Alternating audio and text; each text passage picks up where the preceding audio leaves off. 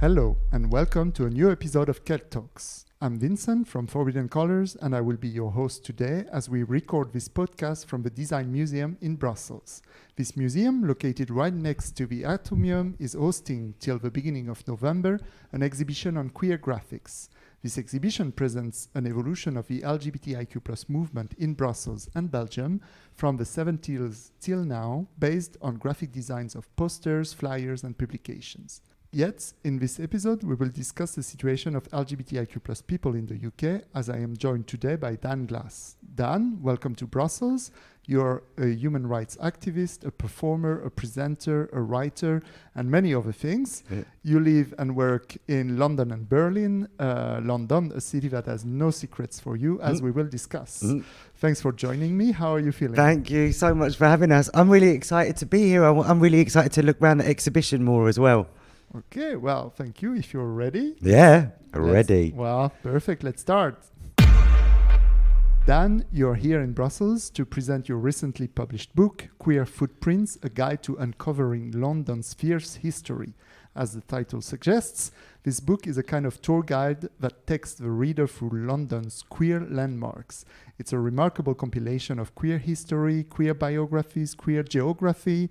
Can you tell us more about the book itself and its genesis? Yes, thank you so much for having us.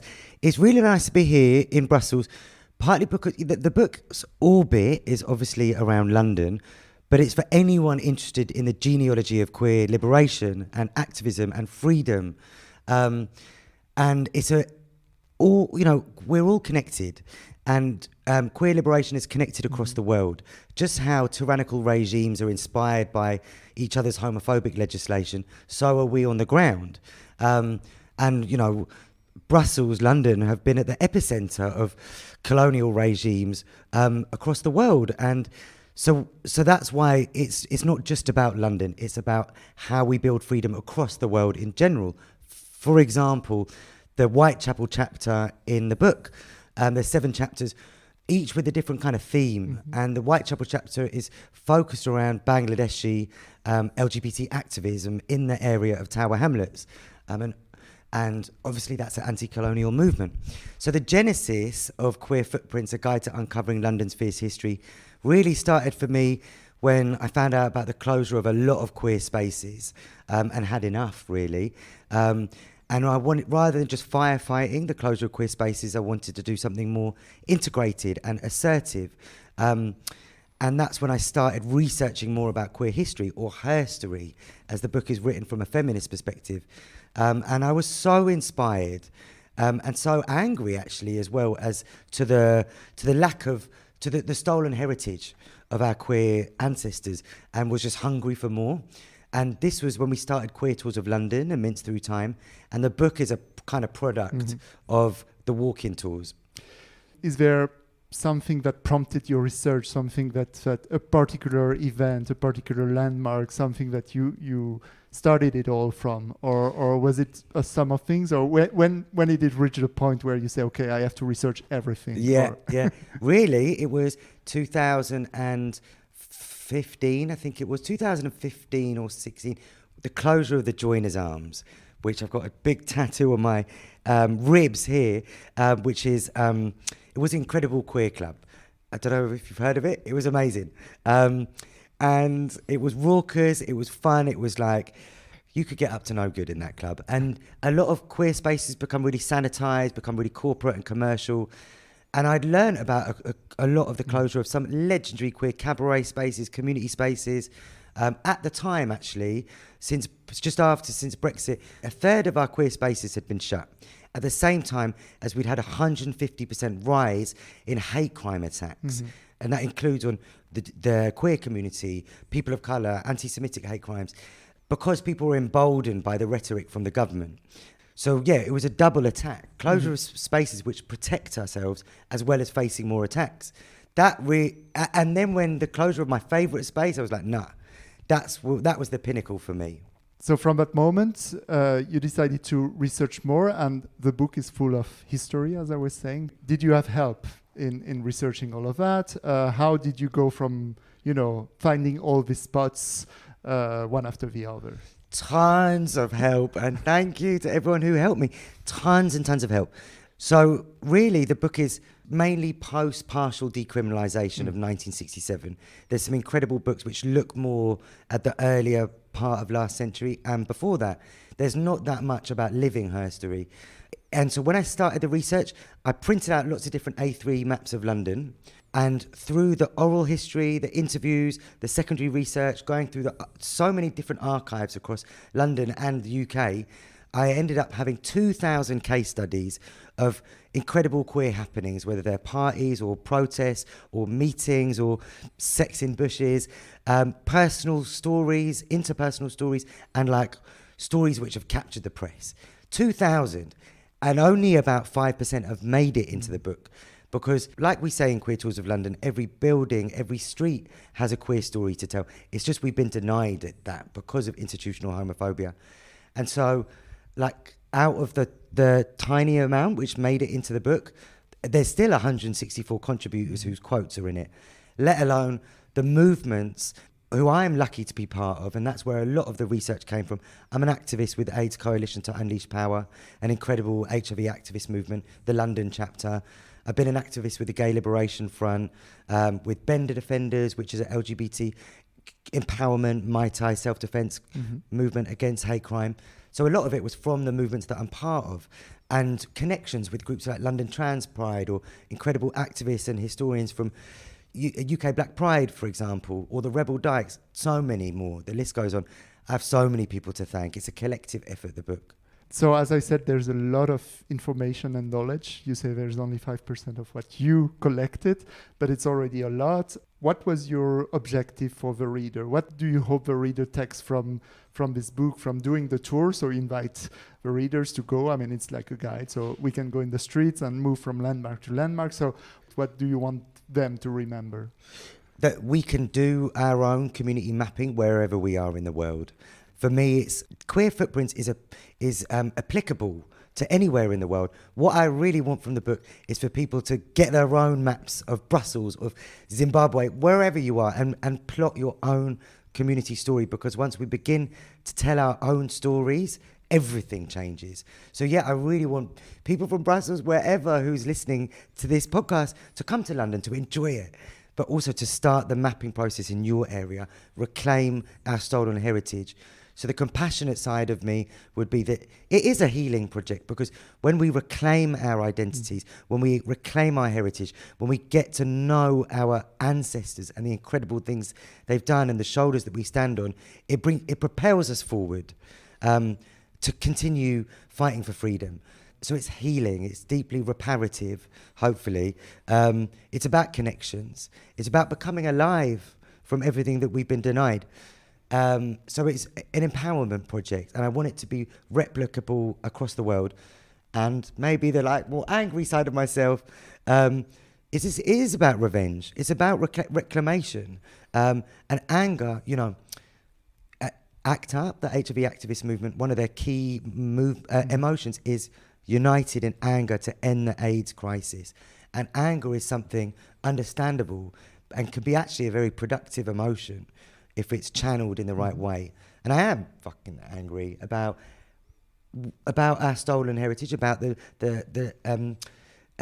abuse, homophobic oppression, and the continuation of homophobic attacks. And really, what I'm understanding from what's going on now is that if we don't learn more about our history, the oppressors will attack us again. It's deeply empowering to know the tools to challenge oppression.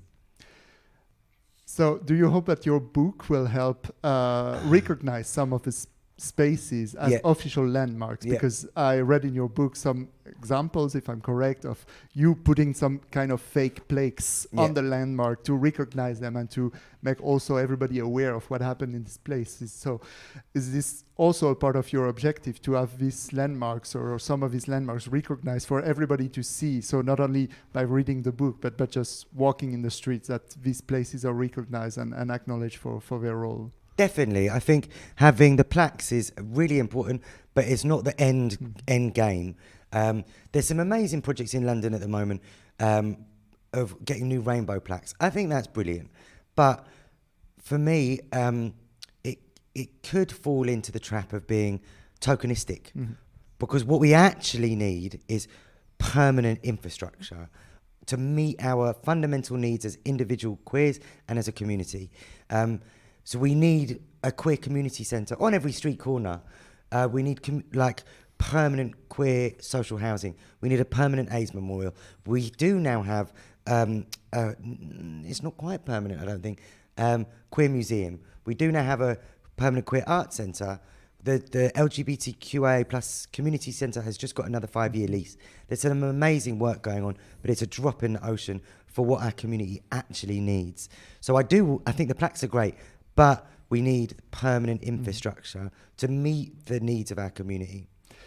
Yeah, and it's something that struck me also reading your book, is to see in every district that you describe these community centers that are self-organized, emerging as a squad or as something else, that there always has been some places where queer people met, and they defended these territories, and they were not sustainable, most of them, so they came and they disappear. And yeah, it makes me think that we always look for places to meet and to exchange and to be together, and this is very nice to see that in every part of London that you describe there are some places like this. Yeah. We, just like heterosexuals, we have a fundamental need of belonging and connection. And one of my favourite lines is in the Ladbroke Grove chapter when we're talking about the Mangrove restaurant, and it says this: "Nothing scares the police more than oppressed people organising together, demanding their freedom." And so spaces for queer cabaret in the 19th century, or cruising for forever, or underground lesbian spaces are vital. But what is really powerful is when oppressed groups come together. And in this case, the women's liberation movement, the trans liberation movement, the Black Power movement, the Gay Liberation Front in West London, in Ladbroke Grove. Because the authorities, they want us to be isolated. They're like, okay, so that's what an LGBT activist looks like. That's what an anti-racist activist looks like. That's what a feminist activist looks like. They don't want us to connect our struggles, because that's when we build movements. And for that, I found that super powerful. The communes, the squats, there's a reason why they've banned and they've made squatting illegal. Because it's powerful when communities come together and we're not spending 80% of our time paying the rent. But my main epiphany from writing the book, whilst things like squatting have been closed and majority of these spaces have been shut down, my main epiphany is that we will win. We will win absolute freedom for all. We have all the tools in our toolkit for queer liberation and all liberation. We just have to reclaim them and read about them and write about them and find out their local relevance and their local examples wherever we're from. We've got so much to regain. So I'm really hopeful since writing the book. So now I'd like to discuss with you the situation in the UK regarding LGBTIQ plus communities. And recently, in the last weeks, there have been some very violent attacks in London against LGBTIQ plus people. Can you tell us more about what happened? Yeah, I mean, like I said before, since Brexit, there's been a 150% rise in hate crime attacks. And recently, we've seen a huge spike in the last year or two in attacks.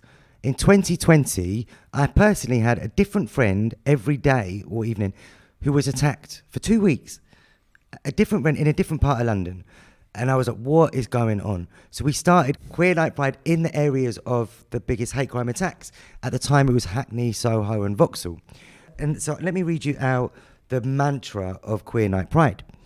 Night Pride is a protest, not a demand for equality, not a demand for better policing, not a demand for mere tolerance and acceptance. We are revolting and we have true liberation. We will hold hands, share affection, kiss our friends and lovers wherever we want. We won't be confined to the safety of our homes, clubs and community spaces. We will express our gender identity in any way we damn please.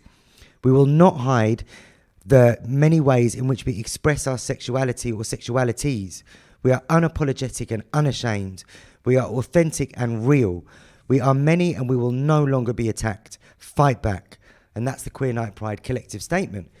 And just recently, there was can't remember exactly how many, but a lot of severe attacks. And this wasn't just punching.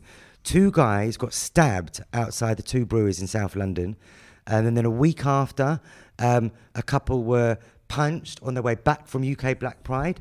And so then we were like, we'll organise the next Queer Night Pride in in Clapham, where the stabbings took place. It was so powerful and so beautiful and necessary.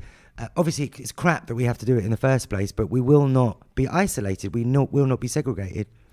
Your book is about queer spaces, but here it's also reclaiming all spaces as queer. Yeah. And saying like, we will not be confined to just the spaces that we create for ourselves to be safe. We want to be safe everywhere. Yeah, exactly. We will not go back into the closet. We've worked so damn hard to get out of the closet, and we will not be pushed back in it. Also, we see the higher rates of anxiety, depression, suicide, mental health pathologies amongst our community. We have come so far. We're not going to turn in on ourselves again. And of course, there's still a lot of people who also need to be enabled to be free and be themselves and have public displays of affection and come out of the closet. So us being defiant, reclaiming space, has a ripple effect for anyone else who feels that they're on their own. And for those people who were attacked, some of them came and spoke at the front of the demonstration, and it was so powerful for them, for everyone. So it is reclaiming all spaces as queer, not being confined to 1 or 2 like breadcrumbs that we're being thrown off the table.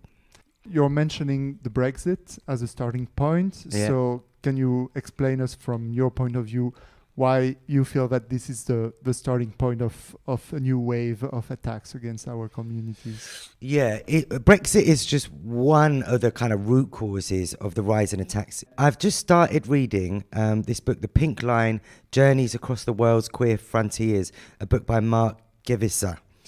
And I've been recommended that book because if we want to get to the root of everything rather than the symptom of nothing, he really looks apparently at the geopolitical nature of how the queer community and really any marginalised communities are used as pawns in a wider system, and our identities are being weaponised in lots of different games for hegemonic power. So often our liberation isn't altruistic by governments. It's used as a way to gain traction in the public imagination against other countries for other political conflicts. So going back to your question, where do I think the root cause of the rise in homophobic and transphobic attacks comes from? I think as the world's conflicts are becoming more intense and concentrated, if we're looking at climate change, if we're looking at wars being fought, we're always being used, our liberation is always being used as a pinball between different, to focus attentions. In the context of Britain, as we see all this attention, culture war going on, the trans community, the government are continuing to plunder our welfare state, our education system, our natural resources. Economic disparity is going through the roof. There's more inequality than in the time of Dickens. So whilst everyone's looking at the toilets and trans people rightly being able to want to go into the toilets that they want to, they're plundering our civil rights and our resources. That sounds like I'm being conspiracies. It's not. If we look at the theft of our fundamental rights, it's barbaric what's going on. So we have to really have a distinction between what is the root and what is the symptom. And if we're looking at othering, if we're looking at Brexit and the hostile environment that has happened in tandem, we're seeing all marginalised groups, migrants, queers, women's rights being plundered. So, yeah, but that sounds bleak. But again, like I say, we have the tools in our toolkit. We just have to explore them. So you bring me to another part of the topic of the situation is the anti-trans movement. Yeah. You mentioned transphobic attack. It has grown in visibility and voice in the UK. We have seen many famous TERFs, such as J.K. Rowling, propagating transphobic messages. We have also seen the creation of the LGBT Alliance that spread conflict and division within our own LGBTIQ plus communities. And I was marching at London Pride this June, Yeah. and the trans colors were everywhere in support to the trans Yeah. community. So how do you analyze all this evolution? You talk about the transphobic attack, but also within our own communities, the division that appear and the creation, for example, of the LGBT Alliance. Based on, what you have researched, how do you see this dynamic and how to solve that from within our own communities? Personally, I think it's absolutely beautiful what's going on with the reclamation of pronouns, of different sexual desires and sexual needs and sexual terminology. I think it's so beautiful what's happening at the moment across the generations. It's like a, oh God, here we go. It's like a spiritual, shamanic reclamation of our sexual desires and needs and identities, which have existed since the dawn of time. Beautiful, but it's a lot. It's overwhelming, and I understand that women's liberation movements who fought against patriarchy, against sexual predators, are suddenly like, what the hell's going on? I understand. I don't believe anyone's born evil. I believe it's the lack of space and the lack of conditioning and the lack of dialogue which makes us fight each other. Again, the powers that be, the 1%, they want us to fight each other so they can carry on plundering everything. And I'm not willing to play that game. There's always been a need for dialogue amongst the LGBTQIA+ spectrum.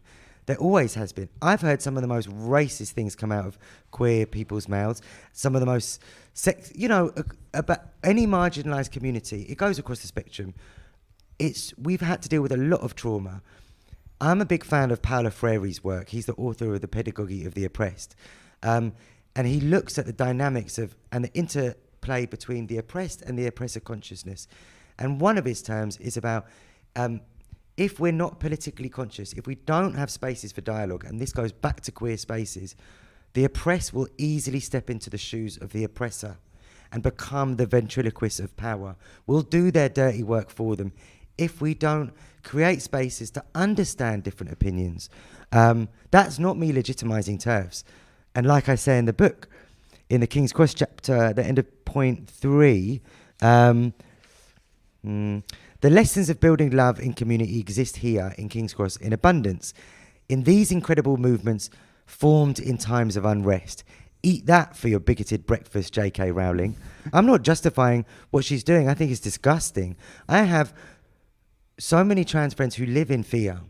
Equally, I've got trans friends who are like, I don't know if I can swear, but are just living their best life.